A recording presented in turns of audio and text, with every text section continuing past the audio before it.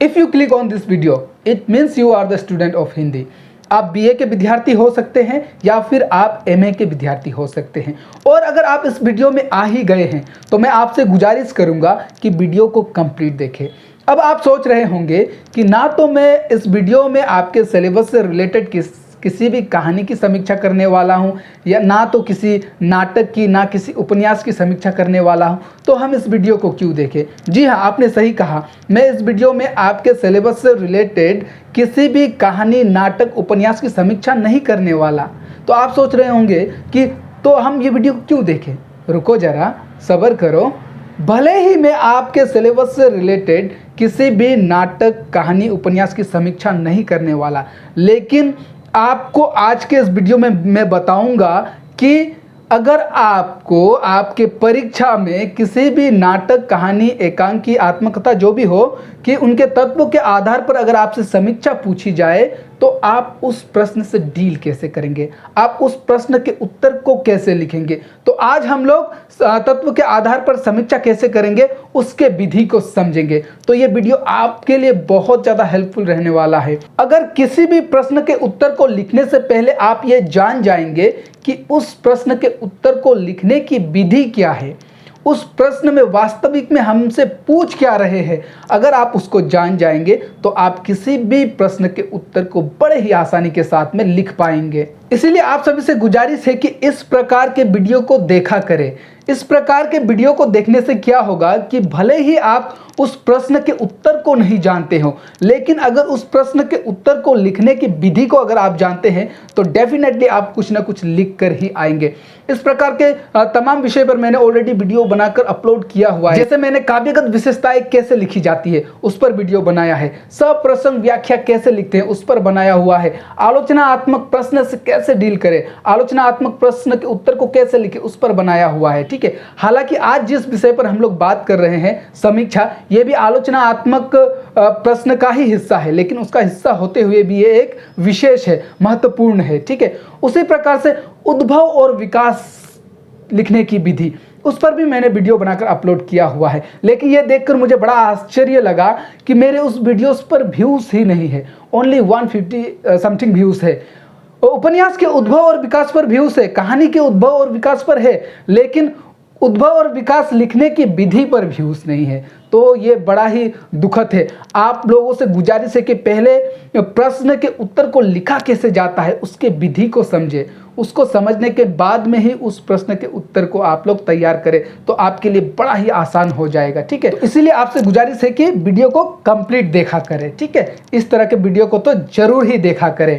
तो आज के इस वीडियो में हम लोग समीक्षा, ठीक है, तत्व के आधार पर समीक्षा कैसे करते हैं उसके विधि को जानेंगे, उसके नियम को जानेंगे। ठीक है, अगर आपके परीक्षा में इस तरह का प्रश्न पूछता है तो आप इसके उत्तर को किस तरह से ड्राफ्ट करेंगे उसको बिल्कुल ही विस्तार के साथ में समझेंगे। तो आपके लिए एक बोनस भी है। बोनस क्या कि आपको सेम ही वीडियो में मैं आज आपको कहानी के तत्व को भी पढ़ाऊंगा। ठीक है, कहानी, उपन्यास, नाटक, इन सब के तत्व क्या होते हैं उसको भी बताऊंगा, फिर तत्व के आधार पर समीक्षा कैसे करते हैं उसको भी बताऊंगा।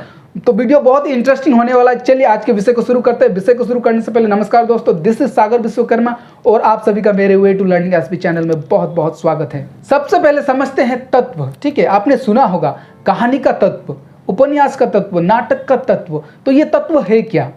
जो लोग अभी अभी नए नए बीए में भर्ती हुए हैं उनको पता नहीं होगा, लेकिन जो एमए में ऑलरेडी है तो वो तो इससे परिचित ही होंगे। तो तत्व का बेसिक सा अर्थ होता है एलिमेंट। अंग्रेजी में तत्व को क्या कहा जाता है? एलिमेंट। ठीक है, तो यहाँ कहानी का तत्व से तात्पर्य है कि एक कहानी को बनने के लिए, ठीक है, एक कहानी में किन किन तत्व का प्रयोग किया जाता है, किन किन तत्वों से मिलकर एक कहानी बनी जाती है। और यहाँ सिंपल सी बात यह है कि कहानी का तत्व जो है, उपन्यास का तत्व भी वही, नाटक का तत्व भी वही है, लेकिन नाटक के तत्व में अंतिम में और एक तत्व जोड़ दिया जाता है। ठीक है, तो कहानी, उपन्यास की तत्व की बात करें तो कुल 6 तत्व होते हैं। सबसे पहला उद्देश्य। उद्देश्य मतलब पर्पस। ठीक है, अगर कोई कहानी लिख रहा है तो उसका पर्पस क्या है, उसका उद्देश्य क्या है, प्रयोजन क्या है। वही कथानक। कथानक या फिर कथा वस्तु, उसको हम लोग कथानक भी कहेंगे या फिर कथा वस्तु भी कहेंगे। कथानक का अंग्रेजी में अर्थ होता है प्लॉट वहीं कथा वस्तु का अर्थ होता है थीम, ठीक है। उसके बाद पात्र एवं चरित्र चित्रण। पात्र एवं चरित्र चित्रण मतलब करेक्टर्स, ठीक है। आपने देखा होगा कहानी, उपन्यास, नाटक, इसमें करेक्टर होता है ना, तो पात्र होते हैं, ठीक है, तो वही है। उसके बाद में संवाद योजना। क्या योजना? संवाद योजना, या फिर उसको कथोपकथन भी कह सकते हैं। इसका मतलब होता है डायलॉग्स, ठीक है। तो किसी भी कहानी, उपन्यास में देखा होगा आपने, डायलॉग्स भी होती है ना, तो बातचीत करते हैं ना पात्र एक दूसरे से, तो डायलॉग्स, ठीक है। उसके बाद फिर वातावरण, देश काल या वातावरण, ठीक है। वातावरण से क्या समझ रहे हैं आप? इन्वायरमेंट, ठीक है। उसी के साथ साथ अंतिम में होता है भाषा शैली, ठीक है। तो उस कहानी की भाषा कैसी होती है, शैली क्या है, तो ये 6 तत्व मिलकर कहानी बनती है। और उपन्यास, नाटक, इन सभी की, एकांकी, इन सभी की तत्व भी सेम ही है, सिमिलर ही है। तो आप एक को याद करके चलेंगे तो सब में काम आ जाएगा, ठीक है। तो चलिए एक एक बिंदु को विस्तार से समझने का प्रयास करते हैं। सबसे पहले क्या कहा मैंने? उद्देश्य। उद्देश्य का अंग्रेजी में अर्थ है पर्पस, ठीक है। तो किसी भी कहानी को लिखते हुए उस कहानीकार का पर्पस क्या है, उद्देश्य क्या है, मतलब उसका मंशा क्या है, मकसद क्या है, प्रयोजन क्या है, इस कहानी को लिखने का उसका पीछे प्रयोजन क्या है। कोई ना कोई उद्देश्य तो होगा ना। दुनिया में हम कुछ भी करते हो, ठीक है, हम आप जो भी करते हैं उसका पीछे कोई ना कोई उद्देश्य अवश्य छिपा होता है। फिर वो चाहे उद्देश्य छोटी हो या फिर बड़ी हो, बिना उद्देश्य के हम कोई भी कार्य नहीं करते। फॉर एग्जाम्पल, आज मैं ये वीडियो इस उद्देश्य से बना रहा हूँ ताकि मेरे सब्सक्राइबर, मेरे फैमिली को ये पता चले कि समीक्षा, तत्व के आधार पर समीक्षा कैसे करते हैं। और अगर आप इस वीडियो को देख भी रहे हैं तो आप इस उद्देश्य से देख रहे हैं कि हमें पता चले कि समीक्षा वाले प्रश्न को कैसे लिखना है, तो उसके पीछे भी कहीं ना कहीं उद्देश्य है। उसी तरह से हर छोटी बड़ी चीज़ के पीछे उद्देश्य छुपी होती है। फॉर एग्जाम्पल, एक मजदूर दिन भर मजदूरी करता है, किस लिए? वेतन पाने के लिए, पैसे इनकम करने के लिए, पैसे जनरेट करने के लिए, ताकि वो अपना परिवार चला सके। कोई मूवी देख रहा है तो वो किस उद्देश्य से देख रहा है? वो मनोरंजित होने के उद्देश्य से देख रहा है। यहाँ मेरा कहने का तात्पर्य ये है कि हर चीज के पीछे, हर छोटी बड़ी चीज के पीछे कुछ न कुछ उद्देश्य छुपा होता है। तो ये जो कथाकार होते हैं, कहानीकार होते हैं, उपन्यासकार, नाटककार, निबंधकार, ये लोग जो निबंध, कहानी, उपन्यास, नाटक लिखते हैं, ठीक है, तो क्यों लिखते हैं? उसका पीछे भी कोई ना कोई उद्देश्य अवश्य छुपा होता है। और वो उद्देश्य उस कथाकार पर निर्भर होता है, और वो उस कहानी से, उस उपन्यास से, उस नाटक से पाठक को क्या देना चाहता है, पाठक को कौन सी सीख देना चाहता है, तो वो उस कहानी और कथाकार पर निर्भर होता है। यहाँ मैं बार बार नाटक, कहानी, उपन्यास इस तरह से दोहराते नहीं रहूँगा। मैं केवल कहानी कहानी कहकर चलूँगा, और आपको ये समझ जाना है कि मैं कहानी कह रहा हूँ तो मैं सिमिलरली नाटक भी कह रहा हूँ, मैं उपन्यास के लिए भी कह रहा हूँ, मैं एकांकीय निबंध के लिए भी कह रहा हूँ, मैं आत्मकथा के लिए भी कह रहा हूँ, ठीक है। तो बार बार अगर मैं सभी शब्दों को दोहराते रहूँ तो वीडियो लॉन्ग हो जाएगा, इसलिए मैं सिर्फ कहानी कहकर चलूँगा, लेकिन आपको इन सभी को समझ के जाना है, ठीक है। तो यहाँ आपने समझा कि किसी भी कहानी के पीछे एक उद्देश्य छुपा होता है, और उद्देश्य कहानी का बहुत ही महत्वपूर्ण अंग है, महत्वपूर्ण तत्व है। दूसरा, कथानक, ठीक है, या फिर कथा वस्तु। कथानक को अंग्रेजी में प्लॉट कहा जाता है, कथा वस्तु को थीम कहा जाता है। अब किसी भी कहानी का कथानक अवश्य होता है। अगर बिना सिर पैर वाला कहानी आपको कोई सुनाए तो कोई सुनेगा नहीं। हर कहानी का एक कथानक होना है, ठीक है। हर कहानी किसी न किसी घटनाक्रम पर आधारित होती है, तो कथानक भी कहानी का एक बहुत ही महत्वपूर्ण अंग एवं तत्व है। किसी भी कथाकार को कहानी लिखते हुए इस बात का ध्यान रहना चाहिए कि इस कहानी से हम पाठक को क्या दे रहे हैं। कहने का तात्पर्य कि वो कहानी किसी समस्या पर आधारित हो, किसी मुद्दे पर आधारित हो, उस कहानी में मौलिकता हो। आपको पता होगा कि कहानी ज़्यादातर काल्पनिक होती है, ठीक। कुछ कुछ कहानी वास्तविक घटनाओं पर भी आधारित होती है, लेकिन अधिकतर कहानियाँ जो है वो काल्पनिक होती है। लेकिन काल्पनिक होते हुए भी उसमें एक मौलिकता, ओरिजिनलिटी देखने को मिलना चाहिए। कहने का मतलब कि पाठक को वो कहानी पढ़ते हुए, उस कहानी के कथानक को पढ़ते हुए उसको ऐसा बोध होना चाहिए कि ये वास्तविक है, इसमें कल्पना, काल्पनिक नहीं, ये काल्पनिक के बजाय वास्तविक है, उसमें उस कहानी के कथानक को पढ़ते हुए उस कहानी में वे खो जाए, वो शक्ति होनी चाहिए। तो यहाँ हमने समझा कि कथानक कहानी का महत्वपूर्ण तत्व है और इसमें क्या होना चाहिए, ये किसी समस्या पर आधारित होना चाहिए, किसी मुद्दे पर आधारित होना चाहिए और सबसे बड़ी बात कि कहानी में क्यूरियोसिटी होनी चाहिए। पता चला कि किसी ने कोई कहानी लिखी और उस कहानी का कुछ मतलब ही नहीं है, कुछ अर्थ ही नहीं है, कहानी का प्रारंभ कहाँ से हो रहा है, कहानी का अंत क्या है, बीच में क्या क्या दिखाया जा रहा है। तो देखा होगा ना आपने, कुछ कुछ मूवीज़ ऐसी भी बनती है जिसका कोई मीनिंग ही नहीं होता है, जिसको देखकर, ठीक है, देखकर हमें समझ में ही नहीं आता है कि वास्तव में यहाँ कहना क्या चाहते हैं। तो ऐसा नहीं होना चाहिए। किसी भी कहानी, नाटक, उपन्यास की कथानक बिल्कुल सटीक होनी चाहिए, वे किसी घटनाक्रम पर आधारित होनी चाहिए, किसी समस्या का उसमें वर्णन होना चाहिए, ठीक है। उसके बाद नेक्स्ट, पात्र एवं चरित्र चित्रण, ठीक है। अब हमने समझ लिया कि उद्देश्य, कथानक।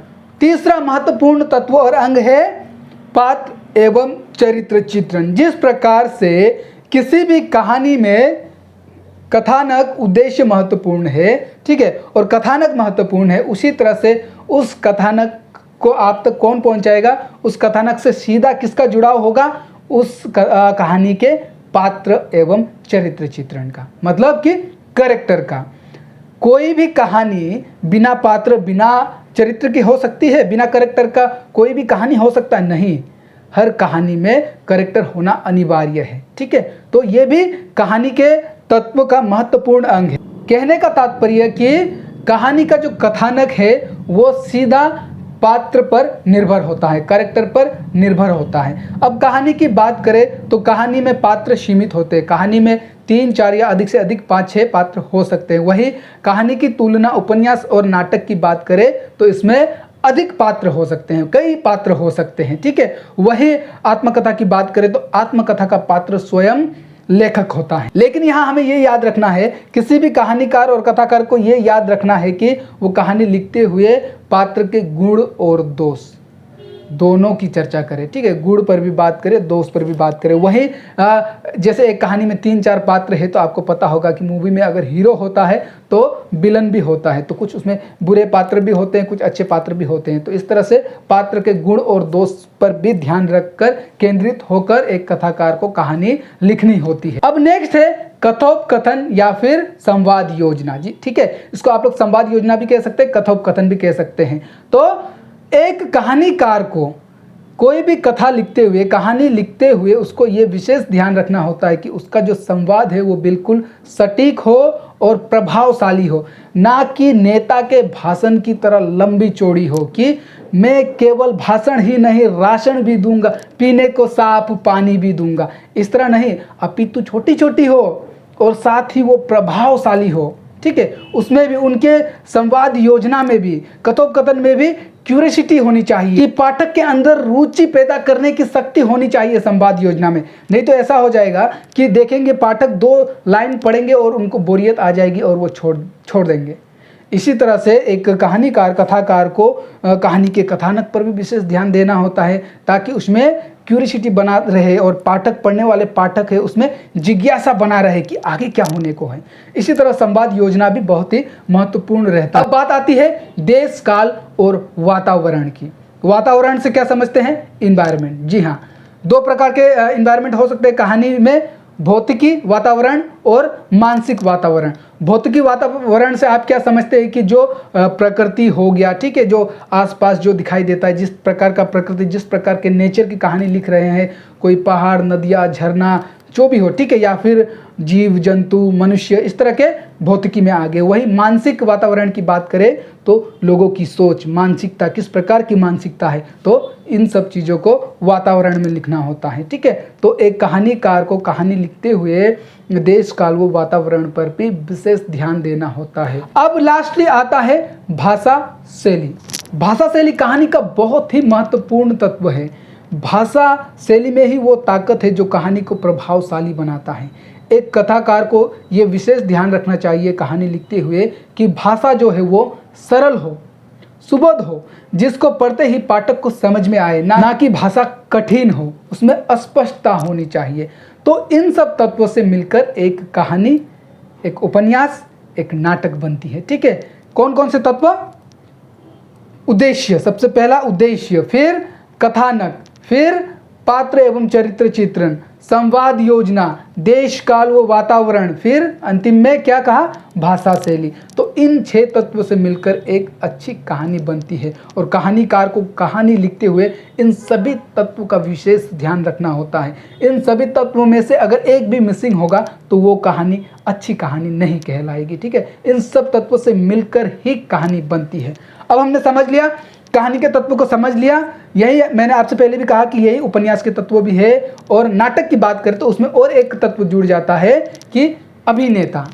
नाटक में बहुत सारे पात्र एवं चरित्र चित्रण होते हैं, तो उसी के आधार पर वहाँ पर और एक तत्व को जोड़ दिया जाता है, अभिनेता। मतलब नाटक में अन्य पात्र एवं चरित्र चित्रण तो महत्वपूर्ण है, लेकिन उन सबसे ज़्यादा महत्वपूर्ण कौन होता है? अभिनेता। इसलिए अभिनेता को एक विशेष प्रकार से जोड़ दिया जाता है, बाकी सब एज इट इज रहेगा। ठीक है, तो अब हम लोग समझ लिया हम लोगों ने तत्व क्या होता है, कहानी, उपन्यास, नाटक आदि आदि का तत्व क्या होता है।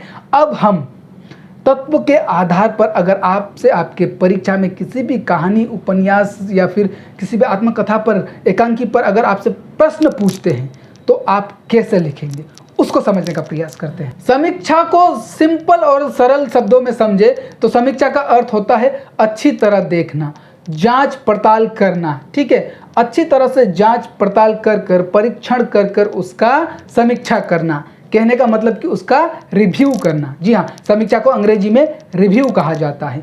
कि किसी कहानी को आपने पढ़ लिया, उस कहानी को अच्छी प्रकार से पढ़ने के बाद में आप उसका रिव्यू प्रस्तुत करें, उस कहानी का रिव्यू प्रस्तुत करें, समीक्षा प्रस्तुत करें। और अगर उसी को तत्व के आधार पर प्रस्तुत करें कहेंगे तो आपको तत्व के आधार पर, जो मैंने अभी 6 तत्व बताए, उन 6 तत्वों के आधार पर आपको उस कहानी की समीक्षा, उस कहानी की रिव्यू को प्रस्तुत करना है। यही अर्थ होता है समीक्षा का। आपने देखा होगा कि आपके परीक्षा में कई बार फॉर एग्जांपल मान लीजिए वापसी कहानी की समीक्षा प्रस्तुत करिए, तो यहाँ आपसे केवल समीक्षा पूछी गई है, यहाँ आपसे तत्व के आधार पर समीक्षा नहीं पूछी गई। तो इस तरह के प्रश्न हम कैसे लिखेंगे, ये भी सिंपल है। इस प्रकार अगर आपको प्रश्न पूछते हैं तो भी आपको समीक्षा ही करना है, आपको केवल बिंदु दर बिंदु नहीं करना है, आपको कथानक, उद्देश्य, इस तरह से बिंदु बनाकर नहीं, आपको पैराग्राफ में चीज़ों को लिखना है और आपको उस कहानी की समीक्षा ही करनी होती है कि इस कहानी को पढ़ने के बाद आपको क्या समझ में आता है, इस कहानी को लेकर उस कथाकार का मुख्य उद्देश्य क्या है। ठीक है, और इस कहानी का गुण व दोष क्या है, उन सभी चीज़ों को आपको समीक्षा में लिखना होता है। वही आप लिख सकते हैं कि इस कहानी में सबसे अच्छा पात्र आपको कौन सा लगा, उस पात्र का क्या गुण एवं दोष है। ठीक है, और वही किसी पात्र का दोष है तो उसमें क्या दोष है, कहानीकार कहानी को चरम सीमा तक पहुंचा पाए या नहीं पाए, क्या इस कहानी में कोई बदलाव की आवश्यकता है, या फिर आप उस कहानी को उसी कहानीकार के अन्य रचना, अन्य कहानी से तुलना भी कर सकते हैं, और या फिर उस कहानीकार के कहानी को किसी अन्य कहानीकार के कहानी से तुलना भी कर सकते हैं। कहने का तात्पर्य कि यहाँ पर अपना पॉइंट ऑफ व्यू भी प्रस्तुत कर सकते हैं, अपना पॉइंट ऑफ व्यू भी प्रकट कर सकते हैं। और कहानी का शीर्षक जो है वो कहानी पर सटीक बैठता है या नहीं। कहने का मतलब कि कहानी कला की दृष्टि से आपको समीक्षा करना है, लेकिन यहाँ तत्व के आधार पर नहीं पूछा गया, इसलिए आप लोग इन सब चीज़ों को पैराग्राफ वाइज लिखते चले जाएंगे। लेकिन अगर आपसे किसी भी कहानी की, किसी भी उपन्यास की, किसी भी नाटक की, किसी भी एकांकी की अगर आपको उसके तत्व के आधार पर समीक्षा पूछते हैं, तब तो आपका काम और बड़ा ही आसान हो गया। अब आपको बिंदु दर बिंदु बनाकर, ठीक है, बिंदु दर बिंदु बनाकर उस कहानी की समीक्षा करनी है। दिए गए कहानी या फिर उपन्यास की आपको समीक्षा करनी है, बहुत ही आसान है। देखिए, मैं अभी आपको उदाहरण सहित समझाऊंगा कि किस प्रकार से आप करेंगे। तो अगर आपको तत्व के आधार पर किसी भी कहानी की समीक्षा पूछे तो आप क्या लिखेंगे? सबसे पहले तो आप प्रस्तावना लिखिए। प्रस्तावना में आप उस कहानी के लेखक के विषय में संक्षिप्त में लिखिए, 2-3 लाइन में लिखिए। फिर उसके वो जो कहानी की आपको समीक्षा पूछी गई है उसके विषय में लिखिए, उसका प्रकाशन कब हुआ, किस पर आधारित है, वगैरह वगैरह, बस 2-3 लाइन लिखिए। उसको लिखने के बाद आप आगे लिखिए कि आगे, ठीक है, तत्व के आधार पर, ठीक है, कहानी कला की दृष्टि के आधार पर या फिर तत्व के आधार पर कफन कहानी की समीक्षा प्रस्तुत है। इस तरह से कफन एग्जाम्पल समझाने के लिए आपको दिया, ठीक है। उसको लिखने के बाद सबसे पहले कथानक लिखिए। सबसे पहला तत्व क्या था? कथानक। कथानक को लिखने के बाद में आप उसमें आप क्या लिखेंगे, उसमें आप चर्चा करिए कि ये कहानी का जो शीर्षक है वो कैसा है, वो सटीक है या नहीं है। यहाँ आपको रिव्यू प्रस्तुत करना है। कोई लोग क्या करते हैं कि कथानक में पूरा सारांश लिखकर आ जाते हैं। यहाँ आप गलती कर रहे हैं, आपको सारांश नहीं लिखना है। कथानक का मतलब, हाँ, इसमें आप संक्षिप्त में सारांश का आप सारांश लिखेंगे, ठीक है, शॉर्ट समरी आप यहाँ पर लिखेंगे। अगर आप शॉर्ट समरी लिख रहे हैं तो आप सही लिख रहे हैं, लेकिन आप पूरा कहानी को ही, पूरा सारांश को ही नहीं लिखेंगे, आप संक्षिप्त में लिखेंगे, मुख्य बातों को लिखेंगे, बुलेट पॉइंट्स को लिखेंगे। तो संक्षिप्त में आप समरी को, शॉर्ट समरी लिखने के बाद आप ये लिखेंगे कि इस कहानी में क्यूरियोसिटी है या नहीं। और अगर आप इस कहानी को किसी अन्य कहानी से तुलना करना चाहे तो उसको भी लिख सकते हैं। यहाँ पर आप अपना पॉइंट ऑफ व्यू भी लिख सकते हैं। तुलना मतलब जैसे फॉर एग्जाम्पल मान लीजिए चंद्रधर शर्मा गुलेरी की कहानी उसने कहा था, उसको आप जयशंकर प्रसाद की आकाशदीप से भी तुलना कर सकते हैं। दोनों ही प्रेम कथा है। और आकाशदीप से मुझे याद आया, जब आकाशदीप कहानी को मैंने पढ़ा था तो उस कहानी को एक बार दो बार पढ़ने के बाद मुझे समझ भी नहीं आया कि ये कहानी किस पर आधारित है, लेकिन बार बार उसको कई बार पढ़ने के बाद मुझे ये समझ में आया कि ये कहानी जो है देश प्रेम और मानव प्रेम के आदर्श को दर्शाने वाली कहानी है, ठीक है। तो कहानी, जब कोई कथाकार कहानी लिखता है तो कहानी में ये ध्यान रखना चाहिए कहानी लिखते हुए कि कथानक जो है वो पाठक को समझ में आना चाहिए। ऐसा नहीं कि कहानी को पढ़ने के बाद पाठक को समझ में ही ना आए कि कहना क्या चाहते हैं। कहना क्या चाहते हो भाई, समझ में आना जरूरी है। तो यहाँ समझाने के लिए मैं आपको एग्जांपल देता हूँ। मान के चलिए अगर आपको पूस की रात, प्रेमचंद की पूस की रात पर अगर आपसे समीक्षा पूछ ले तत्व के आधार पर, तो आप यहाँ पर लिखेंगे कि पूस की रात, ठीक है। कथानक में आप हल्का सा शॉर्ट समरी लिखेंगे और लिखेंगे कि पूस की रात जो कहानी है ये किसान पर आधारित कहानी है। पूस की रात कहानी में प्रेमचंद जी ने, ठीक है, प्रेमचंद जी ने किसान के विवशता का, लाचारी का, उनके यथार्थ का चित्रण किया है। एक प्रकार से प्रेमचंद की ये कालजयी कहानी है, जहां वे पूस की रात जैसी कहानी में किसान की लाचारी, व्यवस्था, यथार्थ का चित्रण करते हैं, वही कफन जैसी कहानी में वे गरीब और भूखमरी का वो यथार्थ चित्रण दिखाते हैं, जिसके भूख के आगे कफन भी कुछ नहीं। तो इस तरह से आप लोग तुलना कर करके चीजों को लिख सकते हैं। कथानक पर चर्चा करने के बाद आप करेंगे पात्र एवं चरित्र चित्रण पर, ठीक है, जो कि कहानी के दूसरा महत्वपूर्ण तत्व है।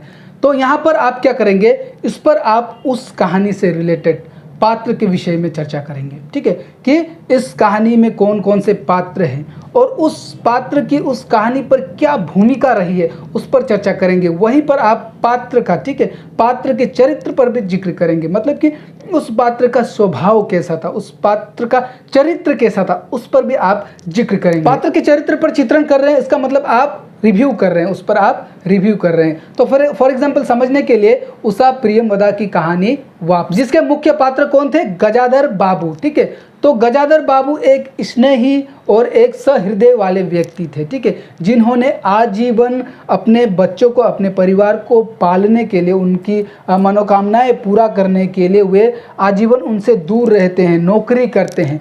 परंतु जब रिटायर होकर वो घर आ जाते हैं, वापस घर आ जाते हैं, तो उनकी तुलना उस कबाड़ के, उस कुर्सी के समान हो जाती है जिसका अब कोई काम नहीं। अर्थात वो बुजुर्ग हो गए, अब वो इनकम जनरेट नहीं कर रहे, तो उनकी महत्वता क्या रह जाती है। चरित्र चित्रण पर बात करेंगे, वही आप मुख्य पात्र के अलावा अन्य पात्र के चरित्र चित्रण पर भी बात करेंगे और उनके उस पात्र के गुण व दोष, उन सभी पर भी आप बात करते हुए लिखेंगे, अपना रिव्यू प्रस्तुत करेंगे। जैसे एग्जाम्पल देखिए कि गजाधर बाबू एक सहृदय और स्नेही व्यक्ति थे, वही उसका बेटा नरेंद्र एक आधुनिक युग का युवक था। उसकी सोच जो थी वो कैसी थी, वो नई मानसिकता, नए सोच वाला युवक था। तो इस तरह से आप लोग पात्र के गुण दोष पर भी चर्चा करते हुए अपना रिव्यू को प्रस्तुत करेंगे। अब संवाद योजना, संवाद योजना पर आप उस कहानी के संवाद पर चर्चा करेंगे, उस कहानी के संवाद योजना पर, ठीक है, कथोपकथन पर आप अपना रिव्यू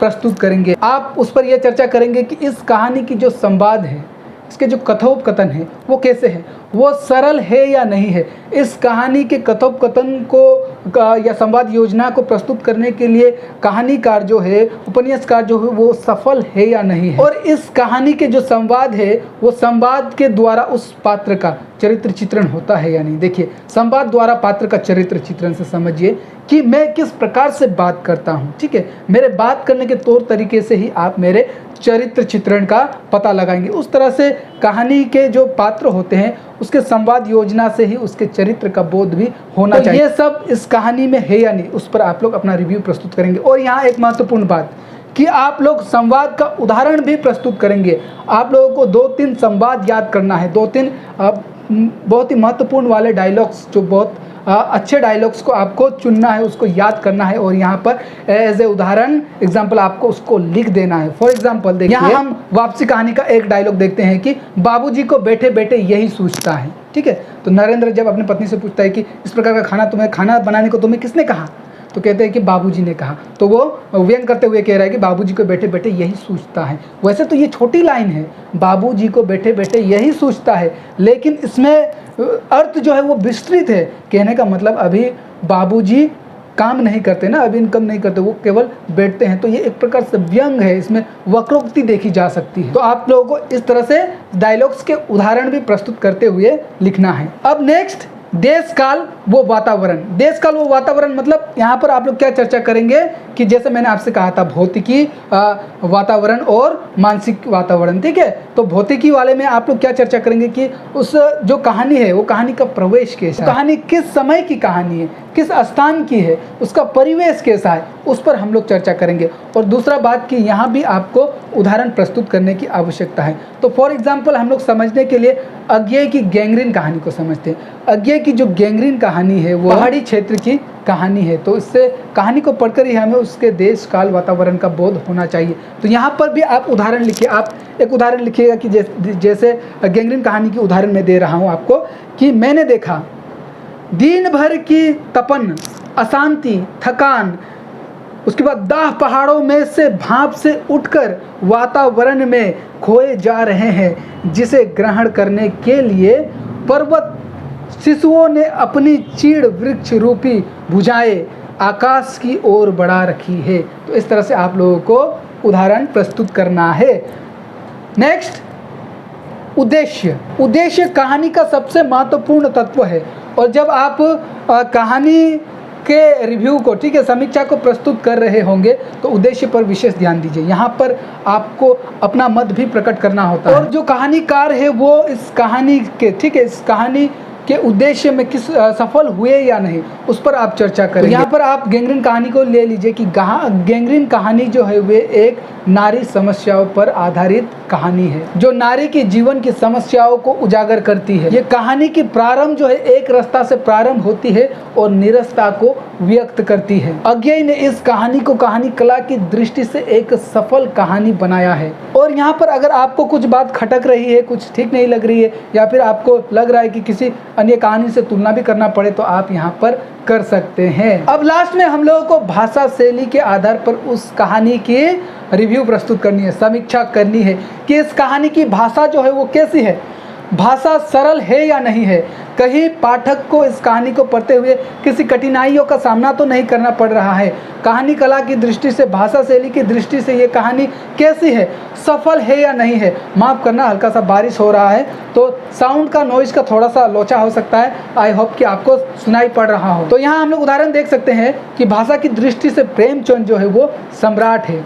उनकी भाषा में वो चमत्कार प्रदर्शन की वो शक्ति होती है जो पाठक में क्यूरियोसिटी बनाए रखती है, पाठक में जिज्ञासा बनाए रखती है कि उनके प्रेमचंद के कहानी हो या फिर उपन्यास को हो, अगर आपने थोड़ा सा एक पैराग्राफ या एक पेज पढ़ लिया तो आप में ये जिज्ञासा उत्पन्न हो जाएगी कि आगे क्या हुआ होगा। तो आप उस जिज्ञासा से उस पूरे कहानी को, पूरे उपन्यास को पढ़ लेंगे। तो ये एक प्रकार से चमत्कार प्रदर्शन की शक्ति प्रेमचंद में है।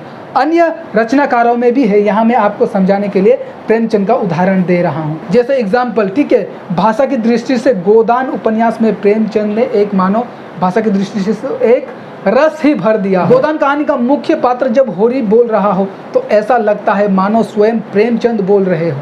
ठीक है। कहने का मतलब कि प्रेमचंद जब कहानी उपन्यास लिखते हैं तो वो उसमें खुद को अनुभव करते हैं।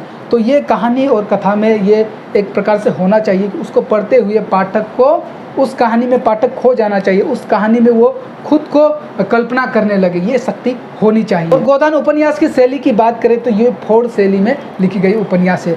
तो इस तरह से आप लोग समीक्षा करते हुए तत्व के आधार पर समीक्षा करेंगे। आशा करता हूँ दोस्तों कि अब नेक्स्ट टाइम अगर आपके परीक्षा में किसी भी कहानी उपन्यास नाटक को लेकर तत्व के आधार पर समीक्षा पूछे तो इस वीडियो को देखने के बाद मैं ऐसी उम्मीद करता हूं कि आप लिख पाएंगे। ठीक है, अगर आपको करना क्या है, उस कहानी को पढ़ना है, उस उपन्यास को पढ़ना है, मतलब उसको तो आपको जानना होगा। उसको अगर आप जान जाएंगे और आप सीधा भी परीक्षा में चले जाएंगे और इस तरीके को, इस विधि को आपको पता है तो आप बिल्कुल आसानी के साथ में उस कहानी की समीक्षा कर पाएंगे। आपको रट्टा मारने की आवश्यकता नहीं है। जहां मैंने कहा कि कुछ संवादों को, कुछ डायलॉग्स को, कुछ कैरेक्टर के डायलॉग्स को याद करना है, उदाहरण देना है, तो कहीं जैसे कि देश काल के लिए कुछ उदाहरण आप लोगों को पिक करना है तो उसको आप याद करिए, वरना आपको केवल पढ़कर समझकर जाना है और धड़ाधड़ लिखते जाना है। उम्मीद करता हूँ आप लिख पाएंगे और मेरा ये वीडियो आपके लिए बहुत ज़्यादा हेल्पफुल रहा हो, ऐसी उम्मीद करता हूँ। दोस्तों लास्टली आपसे गुजारिश है कि अगर अब तक आपने मेरे चैनल को सब्सक्राइब नहीं किया तो सब्सक्राइब कर दीजिए, क्योंकि इसी तरह का विषय लेकर मैं आपके सामने आते रहता हूँ।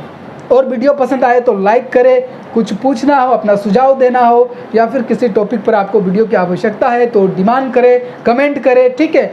इसी तरह अपने दोस्तों को शेयर करें, सब्सक्राइब करके बेल आइकन को दबाकर ऑल पर क्लिक कर दें। मिलते हैं बहुत जल्दी किसी अन्य विषय के साथ, तब तक के लिए जय हिंद, जय भारत, नमस्कार।